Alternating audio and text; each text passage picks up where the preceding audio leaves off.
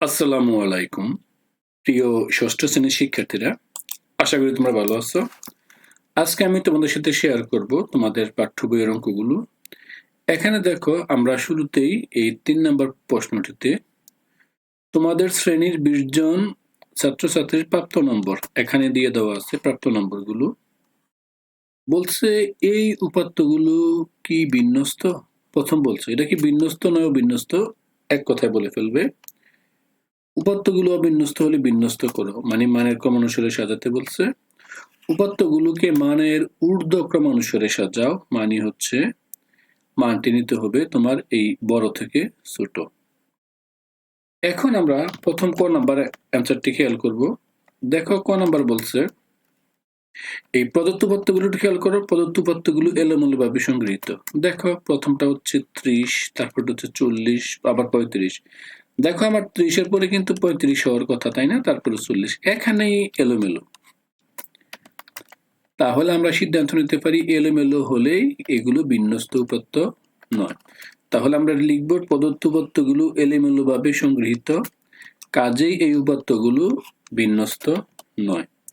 তো শিক্ষার্থীরা, আশা করি এই অংশটা নিয়ে তোমাদের প্রবলেম নেই। তাহলে আমরা ক নাম্বারটা বলতেই পারি এটা একটা কি বিন্যস্ত উপাত্ত নয়। দেখো 2 নাম্বারটা বলছে যে উপাত্তগুলো অবিন্যস্ত হলে বিন্যস্ত করো। যেহেতু এলোমেলো ছিল তাহলে এগুলোকে বিন্যস্ত করা মানি মানের ক্রম অনুসারে সাজানো। তাহলে দেখো প্রথমটা কত ছিল 30, আমি এখানে 30 লিখলাম। তারপর এখানে খুঁজবা এই তার কাছাকাছি মান কত। এই দেখো 70, 72, এখানে এই 65, 75, 60, আবার এখানে একটা 30 পেলাম।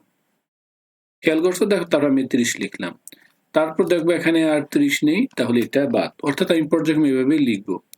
তারপর 30 এর এই 30 এখানে একটা পেলাম, এই 30 এখানে একটা পেলাম।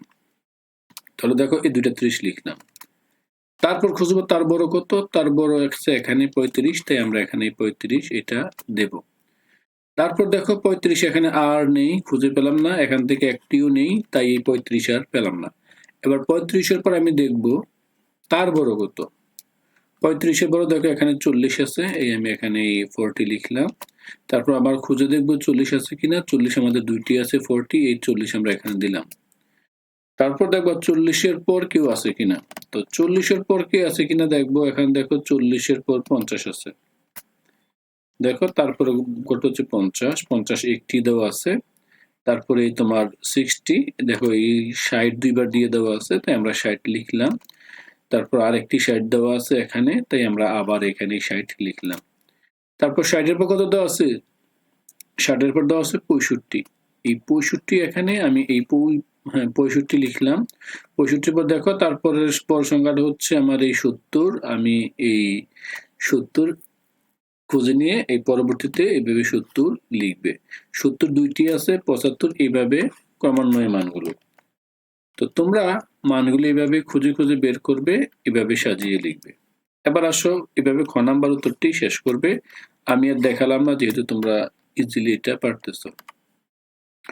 এবার হচ্ছে প্রদত্ত উপাত্তগুলোকে মানের ঊর্ধ্বক্রম আর একটা কি অধক্রম।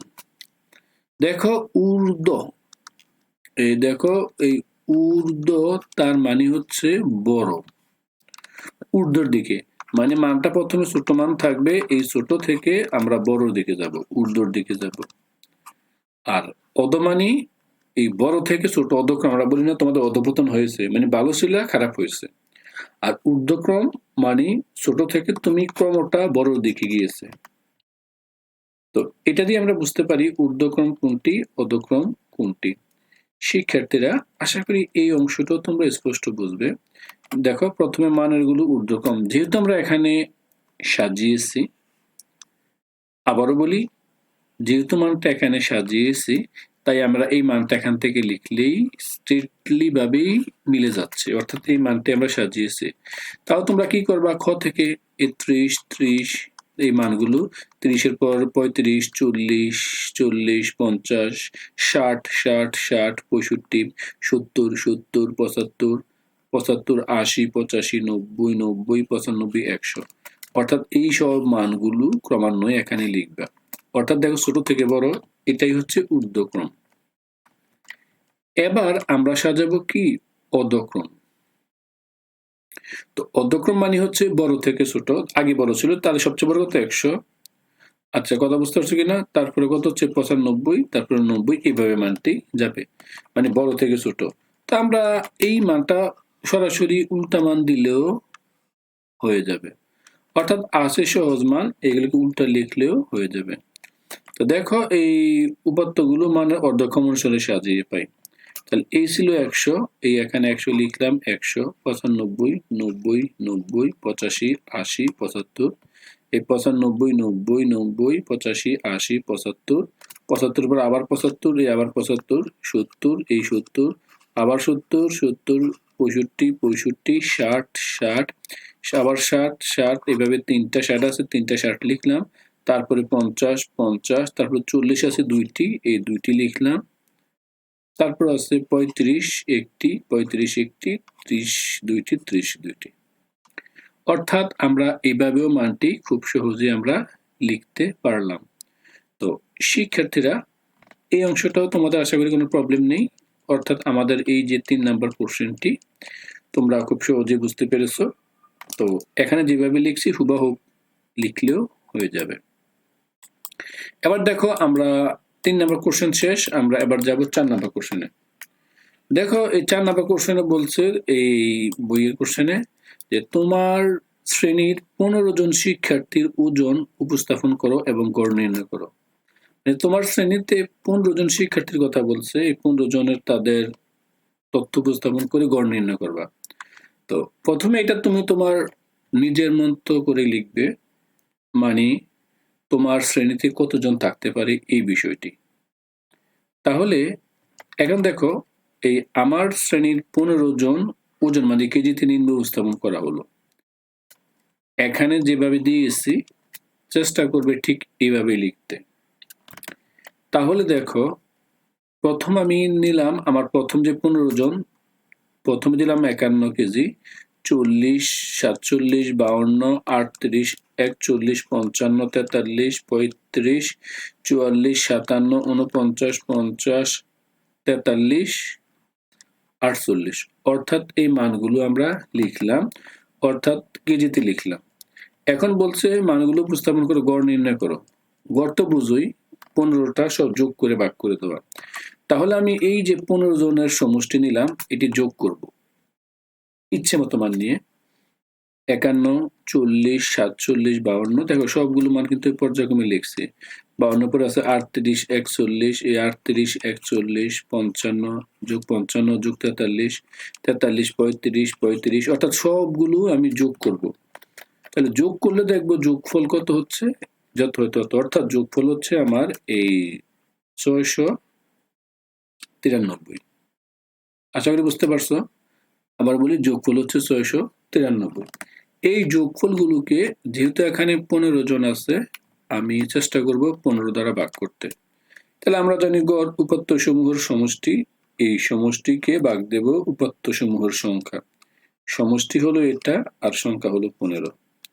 তারপর 46.2, এটাকে যদি ক্যালকুলেশন করি গড় হচ্ছে 46.2। তোমরা এটা ভাগ করবা, ভাগ করলে সহজে মান চলে যাবে। শিক্ষার্থীরা এই গড়, এটা হচ্ছে আমার এই 4 নাম্বার কোশ্চেনটি। আশা করি তোমরা সহজেই বুঝবে।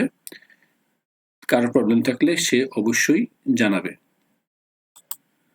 শিক্ষার্থীরা এ পর্যায়ে আমরা তারপরের কোশ্চেনটি সলভ করব। যদি কেউ না বুঝে থাকো সেক্ষেত্রে তো তোমরা কমেন্টস করবেই বা জানাবে। এখানে দেখো এই কোশ্চেন বলে দিচ্ছে যে নিম্নলিখিত উপাত্ত সমূহের মধ্যক নির্ণয় করো। এই এখানে যে উপাত্তগুলো দিয়ে দেওয়া আছে এগুলোর মধ্যক নির্ণয় করতে হবে। তো মধ্যক নির্ণয় করার জন্য আমরা যে কাজটা করতে হবে, এই সংখ্যাগুলোকে আমরা একবার ভালো করে দেখব। দেখো এই সংখ্যাগুলো আমরা একবার ভালো করে খাতায় লিখে ফেলবে, আমার মতো করে লিখলে সুবিধা। না লিখলেও প্রবলেম নেই, আমি দেখাচ্ছি, তোমরা বই দেখাতে হবে। তারপর আমরা মধ্যক নির্ণয় করার জন্য এই প্রদত্ত উপাত্তগুলোকে মানের ঊর্ধ্বক্রম আগের অঙ্কটার মতোই, মানে ছোট থেকে আমরা বড় সাজাবো। তাহলে মানটা দেখো প্রথমে এই যে 60, এই একেবারে ছোট মান, সরি এই 600, এই 600 মানটা এখান থেকে নিলাম। এই সময় সব প্রথমে সাজাবা, 600 করে খুঁজবা, তারপরে বর্তমান তারপর হচ্ছে 700, এই 700 লিখলা, তারপরে খুঁজবা কত ছোট 800, 800, তারপরে খুঁজলা কত এখানে 900, 900, তারপর আমরা খুঁজবা আছে কিনা, তারপর লাস্ট আছে 1050, 1050, তারপরে আছে খুঁজে দেখলাম আর নেই 1100, 1100 আছে, 1200 আছে, 1200 লিখলাম, তারপর 1400, 1400 লিখলাম, তারপরে আছে এই 1500, 1500 লিখলাম, এই 2500, 2500 লিখলাম। এই মানগুলো খুঁজে বের করবে, অর্থাৎ মানের ঊর্ধ্বক্রম অনুসারে সাজাতে হবে। ঠিক আমি যেভাবে লিখেছি ঠিক একই সিস্টেমে তোমাদের কি করতে হবে, সাজাতে হবে। সাজানোর পর আবার গণবা এটা কি জোড় না বেজোড়, অর্থাৎ এখানে কয়টি, যেমন 1 2 3 4 5 6 7 8, এখানে 9 10, অর্থাৎ এখান থেকে শুরু করে আমার টোটাল 10টি দেওয়া আছে। এই তথ্যটা আমরা লিখতে হবে, অর্থাৎ এখানে উপাত্তের সংখ্যা হচ্ছে 10, এটা কি সংখ্যা, জোড়। It's easy. এখন এক্ষেত্রে উপাত্তগুলোকে সমান 2 ভাগে ভাগ করলে প্রত্যেক ভাগে 5টি করে উপাত্ত পাওয়া যায়। মানে নরমালি কত, এই 10কে তুমি 2 দ্বারা ভাগ করলে 5 পাওয়া যাবে, তাই না?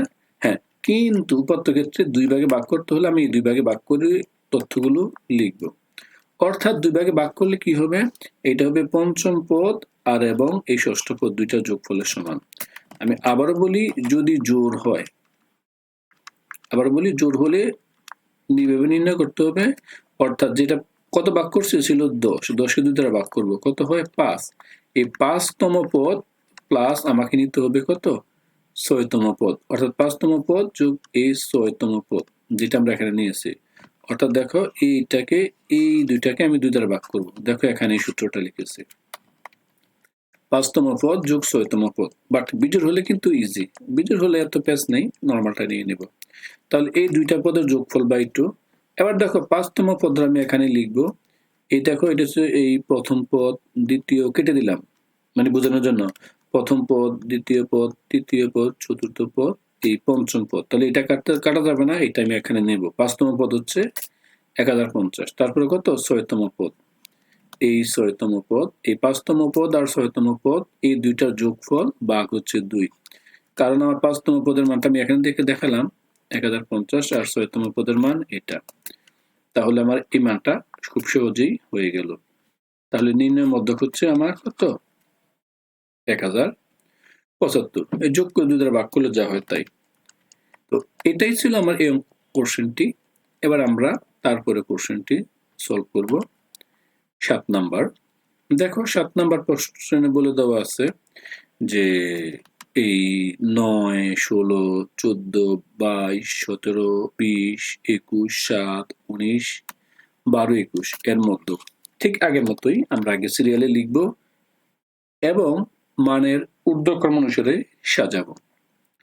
তাহলে শিক্ষার্থীরা এখানে দেখো প্রথমে এই তথ্যগুলো আমি খাতায় প্রথমে লিখব, তোমরা ঠিক এভাবে লিখবে, লিখে মানের ঊর্ধ্বক্রম অনুসারে সাজাবো। তাহলে আসো ঊর্ধ্বক্রম অনুসারে সাজাই।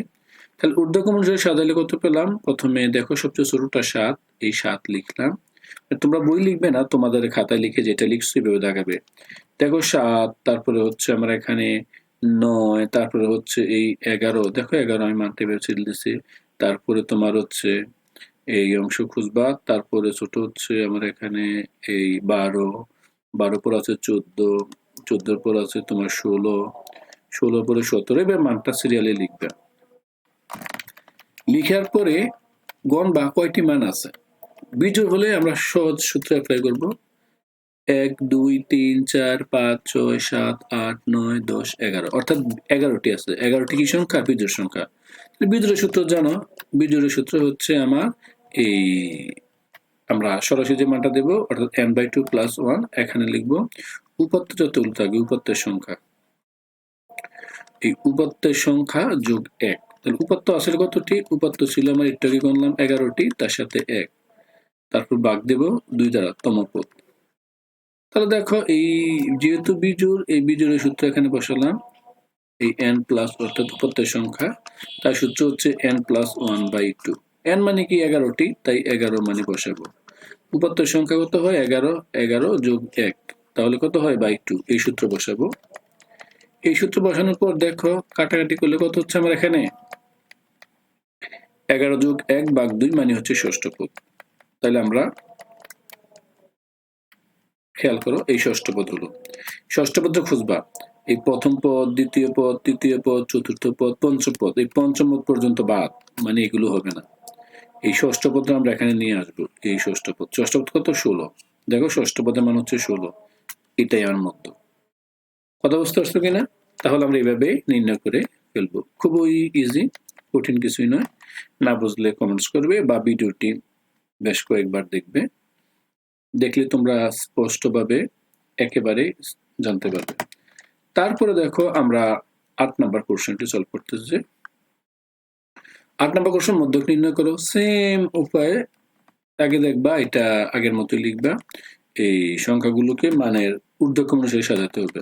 দেখো এই প্রথমে 5 সাজিয়েছি, 5-এর পরে 7, 5, 7, তারপরে কত আছে 9, এই 5, 7, 9, তারপরে খুঁজবা কত 10, 10 লিখেছি। তারপরে তোমার খুঁজে দেখবা 11, 11, 12, অর্থাৎ সিরিয়ালে আমি সবগুলোই সাজিয়েছি। তোমরা এইভাবে সাজাবা, অর্থাৎ 5, 7, 9, 10, 11, 12, 13, 14, 15, 16, 19, 20, 21, 23, 24, 25। এই সবগুলো হিসাব করে দেখলাম উপাত্ত হচ্ছে 16টি।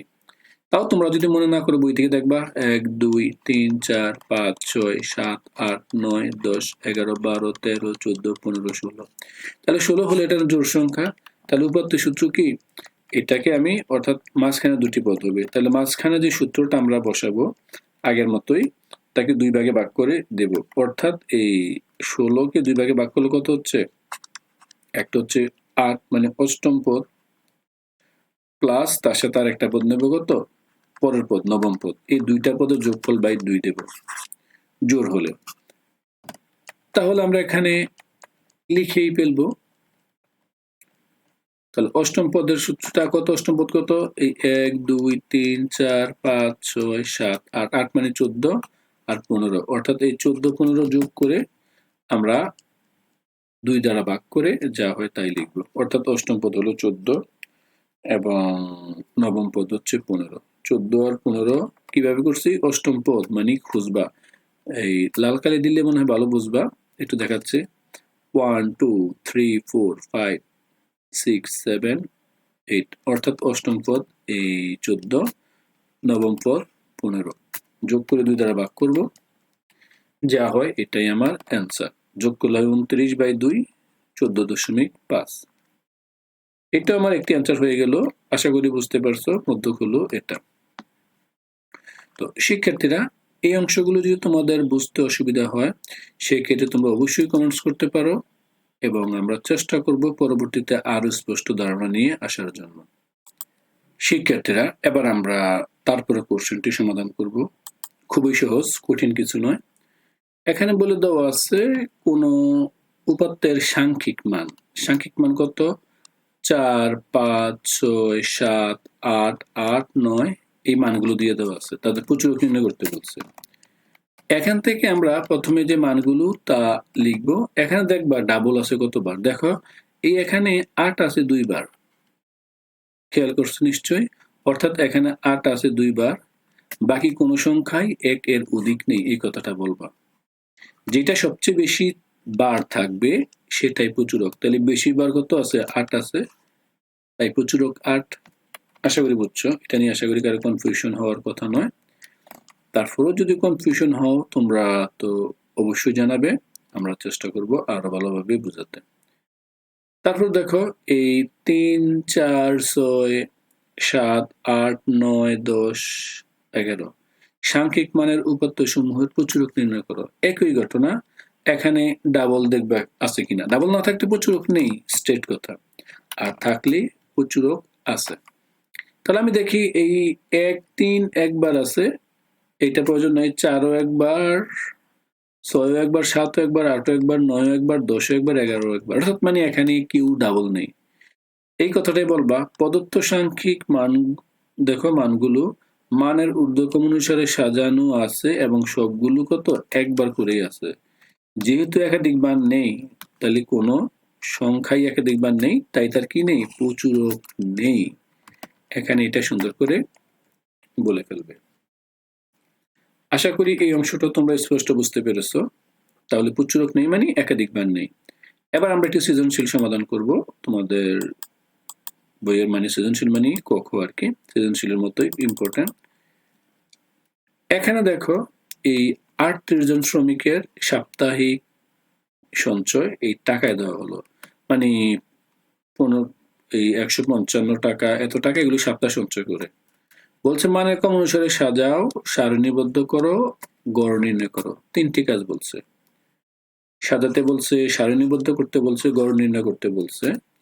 তাহলে আমরা এই কাজটা একটু স্পষ্টভাবে দেখব যেন তোমরা আরো ইজিলি বুঝো। দেখো এখানে আমি কি করব, এই প্রদত্ত উপাত্তগুলোকে প্রথমে মানের কম অনুসারে সাজাতে বলছে। তো আমরা এখান থেকে একবার মানের কম অনুসারে তোমাদের সাজিয়ে দেখাচ্ছি। এই খুঁজবে, প্রথমে সবচেয়ে ছোট মান হচ্ছে কত, 122। এই দেখো তোমরা এখন এই আমি তো সাজিয়ে ফেলেছি, তাই একটু উত্তরটা আগে দেখা যাচ্ছে, না হলে দেখানো যেত। তোমরা এভাবে খুঁজবা, প্রথমে আমি আগ দিচ্ছি, তোমরা আগ দিতে পারবে না।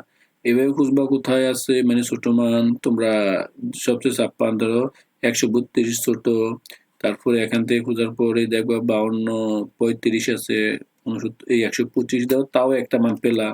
তারপর দেখো তার পাশে 22 পেলা, মানে ছোট যেটা। তারপরে আর কেউ ছোট নেই, তাহলে সবচেয়ে ছোট পেলাম কত, 122। তারপরে 125 আছে, তারপরে 132 আছে। অর্থাৎ এইভাবে মানগুলো দিয়ে দেওয়া আছে। তোমরা কি করবা, এই প্রদত্ত মানগুলো এইভাবে লিখে ফেলবে। তারপর লিখার পর প্রথম কাজ হচ্ছে কি, এই ক্রম অনুসারে সাজাতে বলছে, আমরা এই ক্রম অনুসারে সবগুলো সাজিয়ে দিয়েছি। তোমরাও এভাবে লিখবে বা দেখে দেখে লিখে ফেলবে। 22, 25, 32, 132, 135, 36, 137, 140, 140, 140 তিনবার, 141, 142, 143, অর্থাৎ এইভাবে সবগুলো সাজাবা। সাজানোর পর তোমরা সবগুলোই পাবা। তারপর সারণীবদ্ধ করতে বলছে, তারপর গড় নির্ণয় করতে বলছে। তো আমরা প্রথমে এবার সারণীবদ্ধ করব। দেখো এই ক্রমিক নং 1 নং যে শ্রমিক কত, দেখো কত পাইছে, 122। 2 নম্বর কত, 125। 3 নম্বর কত দেওয়া আছে, 132। 4 নম্বর দেওয়া আছে কত, 135। ঠিক এইভাবে সারণীবদ্ধ করবে। এইভাবে লাস্টে আমার যে এই যে টোটাল 38 এর মান হচ্ছে কত, 173। তোমরা এইভাবে লিখবে। অর্থাৎ দেখো 6 নাম্বারটা হচ্ছে কত, 136। 6 নাম্বারটা, সরি 6 নাম্বারটা খেয়াল করো। এই 5 নাম্বারটা হচ্ছে 136, 6 নাম্বারটা হচ্ছে তোমার 137, 7 নাম্বারটা হচ্ছে 140, 8 নাম্বারটাও দেখো 140, দেখছো। তারপর 9 নাম্বারটাও দেখো, এই 9 নাম্বার এইটাও কিন্তু তোমার কত, এই 140, তারপরে 141, তারপরে আমরা সাজাচ্ছি 142। অর্থাৎ এইভাবে তোমরা প্রতিটা অংশ আমি একটু দেখাচ্ছি। এই 38 জন আছে, তো এই 38টি সিরিয়ালে মানের ক্রম অনুসারে সাজাবা, তাহলে এটা কি হবে, সারণীবদ্ধ হবে। তাহলে দেখো এইটাই যেটা আমরা সাজিয়েছি মানের ঊর্ধ্বক্রম, এখান থেকে লিখবা 38 নাম্বার, 37 নাম্বার, 36 নাম্বার, এভাবে লিখবা। অর্থাৎ এটা 1 নাম্বার, 2 নাম্বার, 3, 4, 5, 6, 7, 8, 9, 10, 11, 12, 12 নাম্বার, 13 নাম্বার, 14, 15, 16, 17, 18, 19, 20, 21, 22, 23, অর্থাৎ সারণীবদ্ধ করবা। আশা করি এটা বিষয়টা বুঝতে পারছো। তো এটা টাইম দিচ্ছি না। এবার বলছে গড় নির্ণয় করা। এই সবগুলো সাংখ্যিক মান যা পেয়েছি সবগুলো যোগ করে আমরা 38 দ্বারা ভাগ করব।